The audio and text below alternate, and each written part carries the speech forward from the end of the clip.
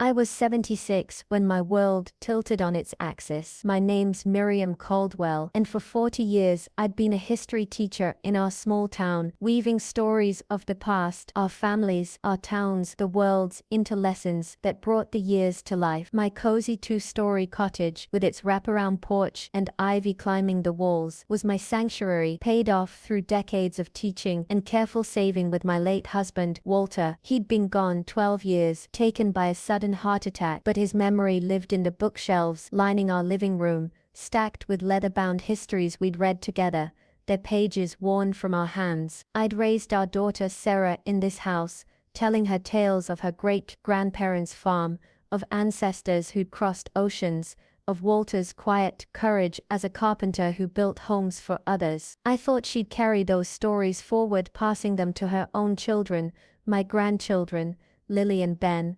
I thought she valued the roots I'd given her. That spring afternoon, Sarah brought Lily 10 and Ben 8 for a visit, a rare occasion that warmed my heart. I'd baked oatmeal cookies, their cinnamon scent filling the kitchen, and brewed a pot of chamomile tea. We gathered on the porch, the spring breeze rustling the oaks, and I started telling the kids about their great-great-grandfather, who'd built a barn during the Great Depression, with nothing but grit and borrowed tools. Lily's eyes sparkled, Ben leaned closer, but Sarah cut in, her voice sharp as a blade. "Mom, stop telling them stories from the past. You're confusing them with all these old tales." Her words landed like a bow, her tone cold, dismissive, as if my life's passion was a burden, a clutter in her modern world. Lily looked down at her sneakers, Ben fidgeted with his shirt, and I forced a smile, my heart stinging. "Just keeping the family alive," I said softly, hoping to ease the tension. Sarah rolled her eyes, ushering the kids inside to watch TV, leaving me alone on the porch, the tea cooling in my hands. Her rejection wasn't just a slight, it was a dismissal of who I was. I'd spent my life teaching history, showing kids how the past shaped them, how stories were roots that kept us grounded. Sarah's words felt like she was uprooting me, telling me my life's work was irrelevant. I tried to shake it off, focusing on dinner, Walter's roast beef recipe, slow-cooked with rosemary from my garden, served on the oak table where Sarah once did her homework, scribbling essays about the same histories I taught. I asked about her marketing job, the kids' school, hoping to bridge the gap. Sarah was distracted, checking her phone, her husband, Tom, away on a business trip. The kids ate quickly, then ran off to play, leaving us in a strained silence. That evening, after they left, I checked my email, expecting a newsletter from the Historical Society. Instead, I found an alert from First Valley Trust. My financial advisor, Ellen, a former student who'd aced my history classes, had flagged a $300,000 withdrawal from my retirement fund, tied to Sarah's account. My breath caught, my hands trembling, as I dialed Ellen. "Miriam, it's unauthorized," she said, her voice tight. "Sarah used your login, probably from when you helped with her taxes last year. It's for a tech startup she's funding with Tom, and she's been asking realtors about your house's value." My cottage, worth $650,000, was their real target to cover the withdrawal when their venture inevitably failed. My retirement fund, $800,000 total, was my security, built from teaching and Walter's carpentry, meant for my future, not their gamble. I stood in my living room, staring at the bookshelves, their spines glinting in the lamplight, Walter's favorites from Civil War diaries to local histories. Sarah hadn't just silenced my stories, she'd stolen my future, planning to sell my home to fund her risky dreams. The heartbreak was heavy, a weight on my chest, but it sparked something fierce, a quiet, stubborn defiance. I'd raised Sarah to respect our past, to honor family. I wasn't going to let her erase it. I told Ellen to monitor the withdrawal, not stop it yet.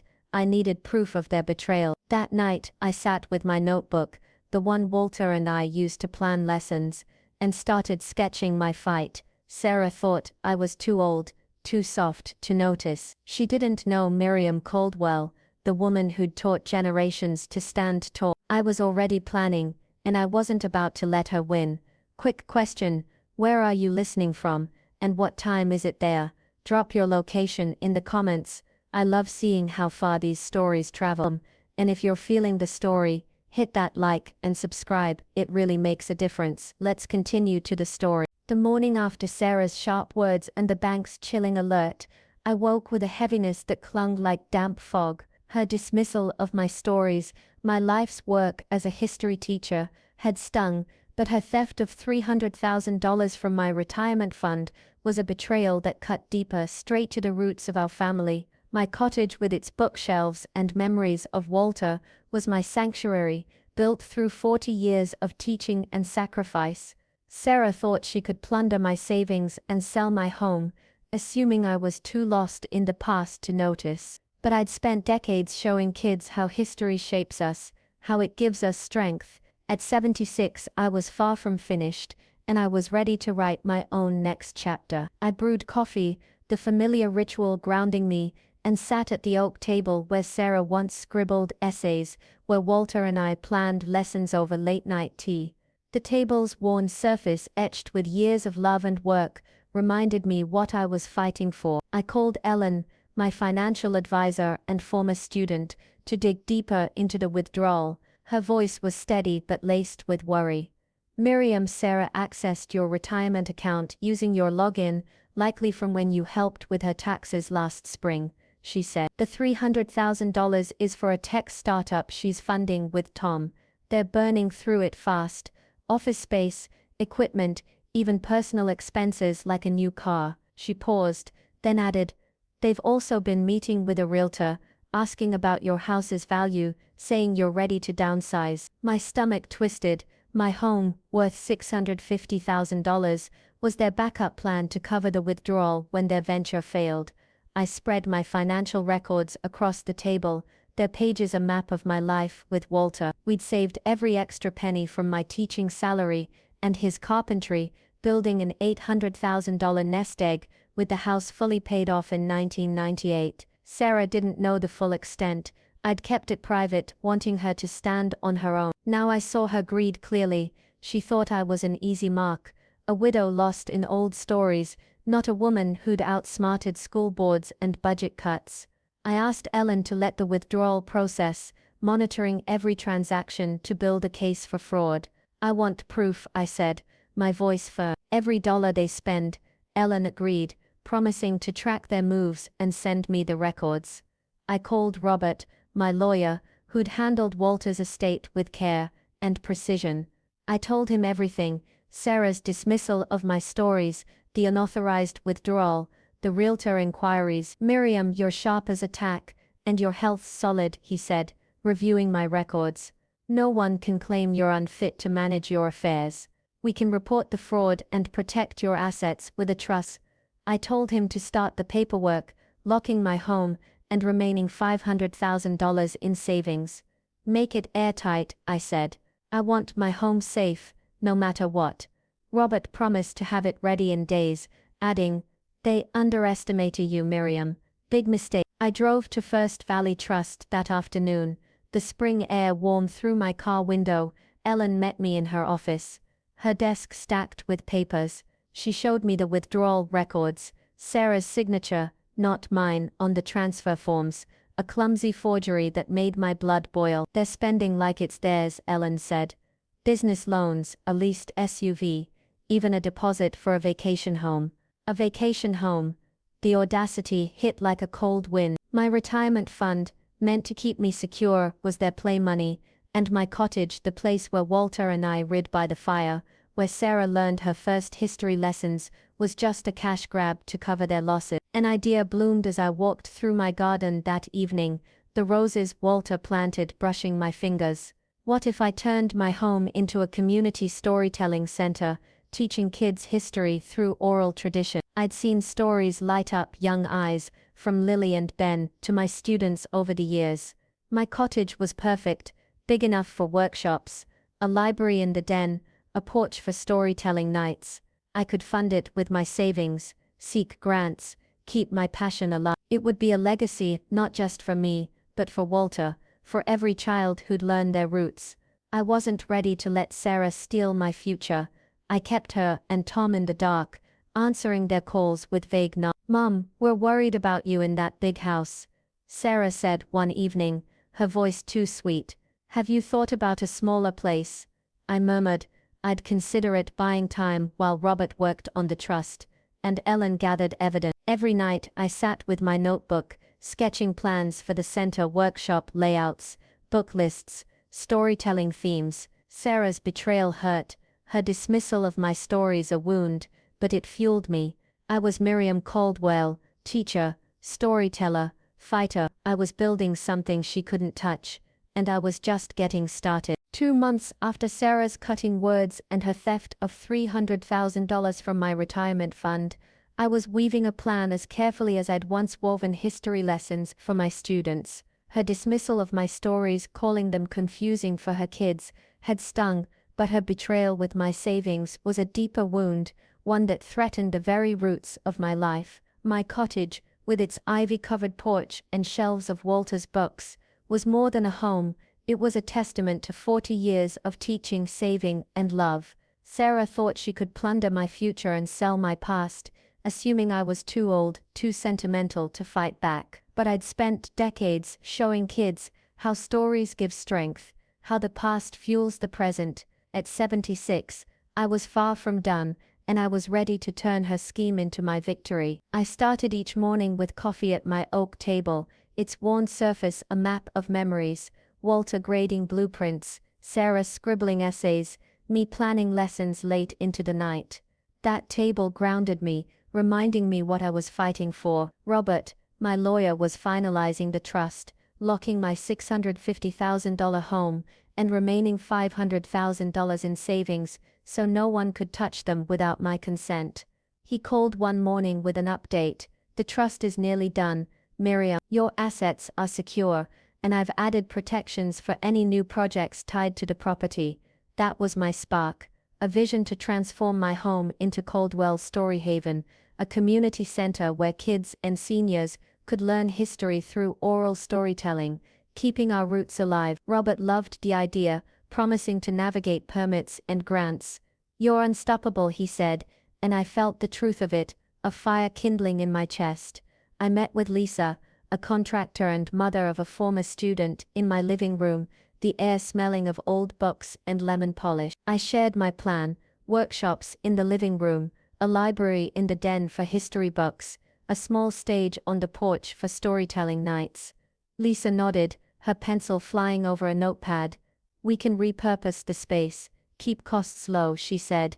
"It's perfect for this, Miriam." She estimated $100,000 to start, using existing rooms and adding minimal upgrades like soundproofing and lighting. I allocated $100,000 from my savings, leaving plenty for later phases. Lisa agreed to keep it quiet. I didn't want Sarah or Tom getting wind of my plans. Ellen, my financial advisor, was my eyes on their scheme. She called with updates. Sarah and Tom had burned through $200,000 of the $300,000 withdrawal, funding their tech startup with office leases, marketing campaigns, and personal splurges, a leased SUV, a deposit on a vacation condo. "They're also pushing to sell your house," Ellen said. "They've got a developer offering $700,000, claiming you're confused and need a smaller place." My jaw tightened. Ellen uncovered more. Sarah had forged a power of attorney in her name, using it to justify the withdrawal and realtor talks. "It's fraud, Miriam," Ellen said. "We've got the documents." I told her to let the spending continue, building a stronger case. I wanted every transaction recorded, every lie exposed. I pitched Caldwell's Story Haven to the town council, framing it as a gift to the community, a place to teach kids history through stories, to connect generations. I'd seen my grandchildren, Lily and Ben, light up at my tales, despite Sarah's scorn. My cottage was ideal, central, with space for workshops and a cozy porch for performances. The council was thrilled, offering a $25,000 grant to start, with promises of more if it took off. I invited trusted friends, retired teachers, local historians, parents from my old classes to join. We set up bookshelves in the den, planned workshops on oral history, and outlined storytelling nights. I named it after Walter and me, a nod to the life we'd built, the stories we'd shared. I kept Sarah and Tom in the dark, playing the part of the unaware mother. They'd call, their voices dripping with false concern. "Mom, that big house must be hard to manage," Sarah said one afternoon, her tone too smooth. Tom suggested I look at senior apartments for my comfort. I murmured I'd think about it, buying time while Robert finalized the trust and Lisa's crew began renovations. Every evening, I walked my garden, the roses Walter planted, brushing my fingers, their scent steadying me. I thought of him, his quiet pride in my teaching, his love for our stories, Sarah's betrayal, her words, her theft hurt, but it fueled me. I started a notebook sketching layouts for the center where the library would go, which stories we'd tell first, how the porch would glow under string lights. The town buzzed with whispers about the project, volunteers offering books and time. Ellen sent updates on Sarah's spending, each one a brick in my case against her. The trust was nearly complete, the center taking shape. Sarah thought she'd silenced me, stolen my future, but she didn't know Miriam Caldwell. I was weaving a new story, one where I'd come out on top, and I was ready to turn the page. 3 months after Sarah's dismissal of my stories and her theft of $300,000 from my retirement fund, Caldwell's Story Haven was ready to come to life. The living room was cleared for workshops, with tables set for oral history classes. The den was a library, its shelves brimming with history books donated by friends. The porch, where Sarah had silenced my tales, was now a stage for storytelling nights.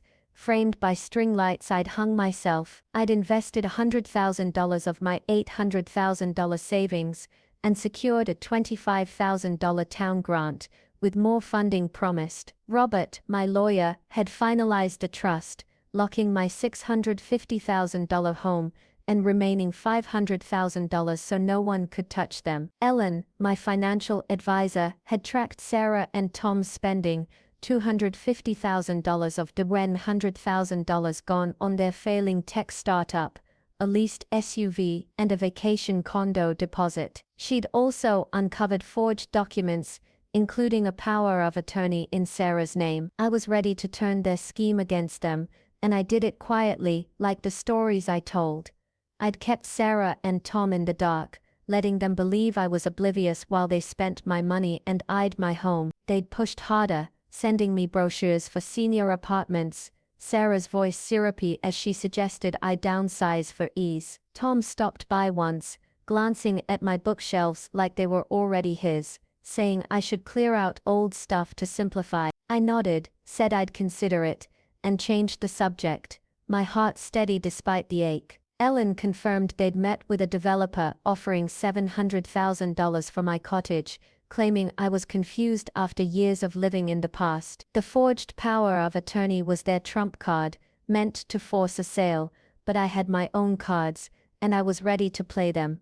I invited them for dinner, saying I wanted to discuss my plans. I spent the day cooking Walter's roast beef, the kitchen warm with rosemary and memories. I set the table with our old china, the plates we'd used for Sarah's birthdays, for Walter's anniversaries, for every moment that made us family. They arrived at 6, Sarah in a sleek blazer, Tom in a pressed shirt, both smiling like they'd already won. Sarah chatted about their startup, Tom mentioned my big house being a lot to manage. I poured tea, kept my voice light, and let them talk, their smugness fueling my resolve. They thought I was a relic, a storyteller lost in history, not a woman who'd outsmarted budget cuts and skeptical principles for decades. After dessert, apple pie Walter's favorite, I cleared the plates and slid a folder across the table. I've made a decision about my future, I said, my voice calm but firm, like I was addressing a class of restless students. Sarah opened the folder, expecting a retirement home pamphlet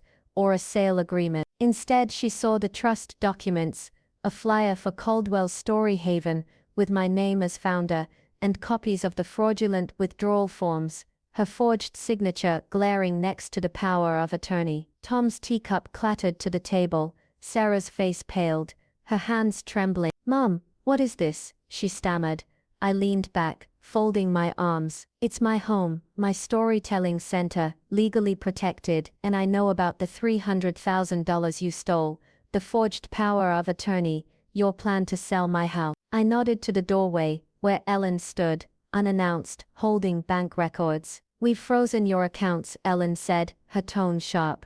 The $300,000 is flagged as fraud, and the police have the documents. You're facing charges unless Miriam says otherwise. Sarah's eyes filled with tears, her voice breaking. Mom, we were just trying to help. You're alone here. I cut her off, my tone cold. Help yourselves, you mean? You silenced my stories, stole my future. I raised you to respect family, Sarah. Tom mumbled about misunderstandings, but I pointed to the door. Get out. Until you learn what respect means, you're not welcome here. They left, Sarah weeping, Tom's head bowed, the door closing softly behind them. I exhaled, my heart steady despite the pain. I'd raised Sarah, loved her through every school play, every heartbreak, but she'd chosen greed over family. I didn't feel triumph, just clarity. The next day I threw myself into the center. Lisa's crew finished the library, volunteers stocked books, and the council approved another $20,000 grant. I invited friends, retired teachers, historians, parents to join, planning workshops on family histories, local legends, oral traditions. Caldwell's Story Haven wasn't just a place,